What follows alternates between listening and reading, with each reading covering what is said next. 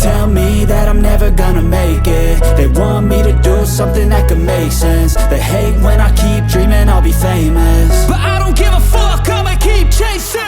I got all this potential that's deep inside of me, but they hate when you're successful cause they try to be. They sit there being judgmental because you're trying things, and they just want you to settle and do the right thing. So get a good job, don't slack off. Wake up every morning, make a good impression on your boss. Don't do anything that I wouldn't do, and when you're making money, make sure you don't spend it too soon.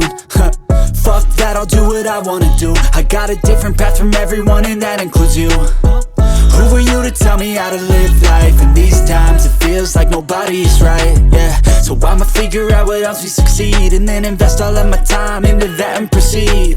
I need whatever the hell could make me happy, and I don't think you have a clue what could that be. They tell me that I'm never gonna make it. They want me to do something that could